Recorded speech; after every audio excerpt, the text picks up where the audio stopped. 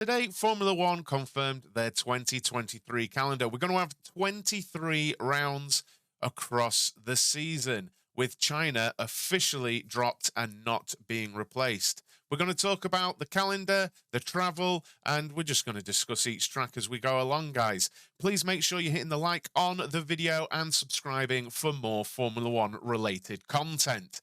Now, we're going to start the season in Bahrain on the 3rd of March. I don't mind Bahrain, honestly, as a circuit. And I saw some people suggesting it might have been an idea to do back to back weekends at Bahrain, one weekend with the traditional circuit, and then the next weekend with the outer circuit.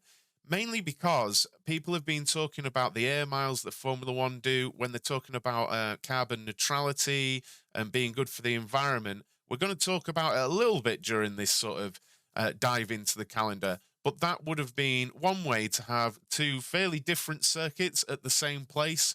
I'm not completely against the idea. Honestly, I really didn't mind the Bahrain outer circuit. It was very different to other circuits. And if it gives us an extra round of Formula One, I wouldn't have been against it. Let me know what you think to that down in the comments. But from round one, we go to round two in Jeddah. Politics aside, I really like the Jeddah Corniche circuit, really fast.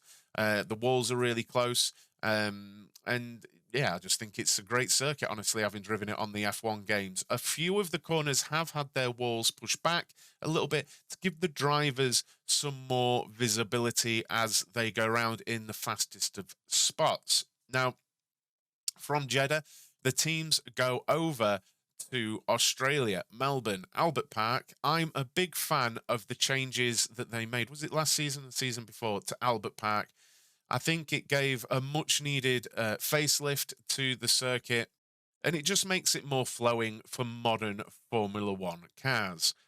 Now, this would have been the gap where China would have slotted in, but instead we've got nearly a month gap as we go from Australia to Baku for round four of the championship. Now, Baku, it actually produces pretty good racing from memory. When I don't really think about it too much, I can take it or leave it. But actually, Baku produces some really quite good racing. So end of April to Baku. From Baku, going out to Miami.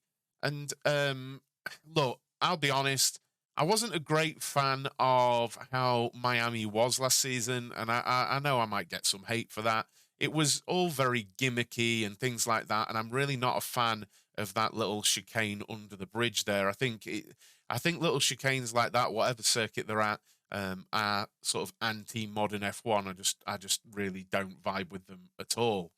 But then from Miami, we're going over to the Emilia-Romagna round at Imola. Classic circuit. Many people love Imola. Now, I don't mind it as a driving track, but for modern Formula One, while it's got all of the history in the world, and I respect that, really, for modern Formula One, I honestly think there are better circuits that Formula One can go to. I'd love your opinion on that. It tends to turn into a very processional race because it's super hard to pass at. As then we talk about Monaco. And I'm really torn on Monaco because again, it's history. I feel like Formula One should be at Monaco because of the history. It's got probably more than any circuit.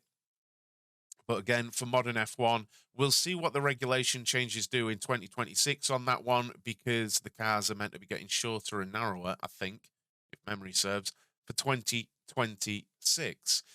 So Monaco might become more interesting again. The one thing I do like about Monaco, though, is it definitely is the biggest test of the season for the drivers. Onwards to Spain and Catalonia at the beginning of June. Spain, again, it's been on the calendar for a very long time.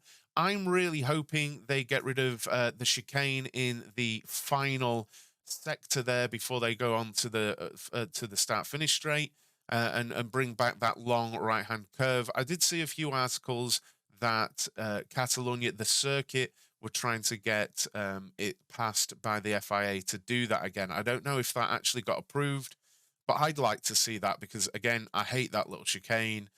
I just think it's everything modern F1 isn't. I don't mind the circuit having it for configurations, but yeah, I'm not for that. And this is part of the thing now, right?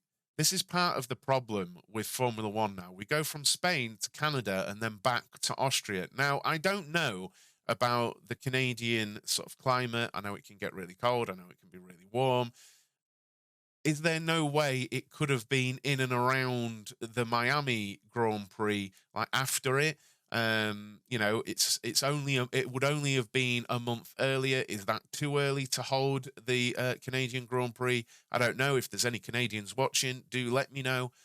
But there are some changes like this which just strike as very obvious. That you could maybe move things around a little bit, and have the teams covering far less miles, and hops rather back and forth.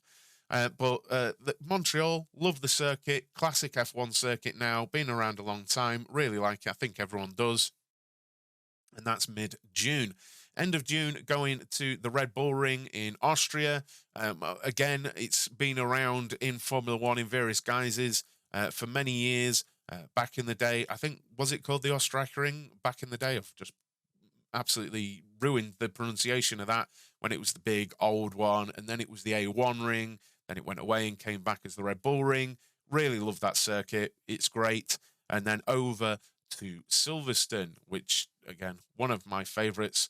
Straight after that, though, we go over to the Hungaroring. That's another circuit, where I think we're going to have a boring race, but it generally provides very, very fun, engaging racing.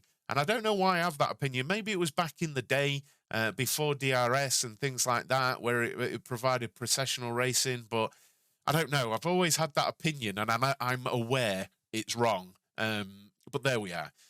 Onwards to Belgium and Spa. Spa needs no introduction, really, at all, does it? And then looking at the dates there between Belgium and Zandvoort, I guess that is where the summer break is being held this year, because we go from the 30th of July to the 25th of August. And Zandvoort, I understand that there has to be a Dutch round on the championship. Max Verstappen, of course, double world champion. It's a difficult one for me. I absolutely adore the Zandvoort circuit for things like GT racing. I think it is perfect for that. And I think as like a lap in an F1 car, I'm sure it's a roller coaster. I'm not a great fan of F1 at Zandvoort in the modern era, but I suppose there aren't too many options, are there? And I'm not mad at there being a race there, of course, in any way. It's just one of those where I'm like, maybe there are better options, generally speaking, but we do need a Dutch round. There should be a Dutch round for the Dutch fans. There definitely should be, and it's quite right that there is one. I love Zandvoort. I'm sharing my opinion for modern F1. Then onwards to September and Italy, Monza. Again, been around forever, and quite rightly on the calendar once again. Produces pretty good racing, and we've had some upsets there in recent years. I'm pretty sure that's where Danny Rick and Gasly won. It's where Vettel won back in the Toro Rosso days. Very, very good, and can provide some upsets. Round 16, for some reason, I must have missed Singapore out, so these numbered wrong on the big map at the back there, but Singapore is to the left of Malaysia there on the map for the round 16 in the middle of September. Singapore, always a massive test for the teams. It's always hot, long race. You can hit the 2-hour limit a lot there. It's a big test. It's a big test, that's for sure. And then over to Suzuka and Japan. You know what? Watching Suzuka last season, I remembered how much I missed and loved Suzuka. In my mind, it was the season-ending race from when I was a youngster, and it holds a special place in my Formula One heart because to me, it's it's sort of the traditional end of season is Suzuka, but times change and move on. Now, again, oddly, we go back to the Middle East there to Qatar, the Losail circuit. Again, I'm not mad at the circuit. It's the jumping around. You can see there 2, 17, 22. We've got 4 rounds and Bahrain there, all in the same area, all at different ends of the season. It just, it doesn't make any sense, really. It doesn't make any sense at all why they would be shoehorned in like that. But then we go over to Circuit of the Americas. Really like that circuit. American fans with a race there, second race for them this season. And I like that Texas is still on the calendar. And then down to Mexico. Great. Really like that. That stadium towards the end of the lap there, superb. Must be an amazing place to watch Formula One. And then Sao Paulo, Interlagos. I don't think anyone has a bad word to say about Interlagos, do they? I mean, it's Interlagos, and I hope that's always on the calendar. Incredible. Onwards to round 22, which I've labeled 21. As I've figured out, I missed out Singapore. I apologize. Las Vegas, first season for Las Vegas to be on the calendar. Now, I mean, it's going to be about glitz and glam, isn't it? And I'll reserve judgment. I've literally no problem whatsoever with North America. I suppose Canada, but North America having 3 races at all. It's a massive country. It makes sense. The positioning of the races makes sense as well if you look at them there on the map.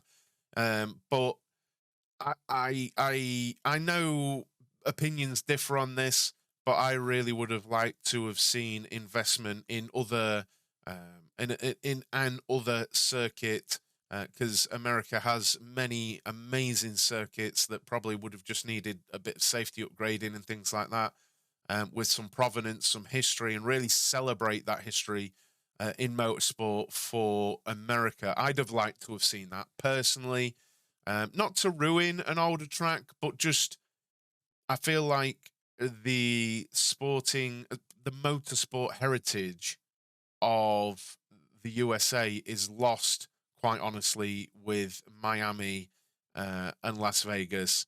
I think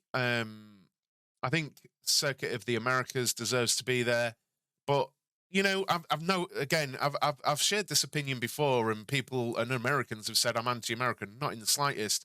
I would just like to have seen at least one, track with provenance and history to really celebrate the sport being in America and having 3 rounds in America.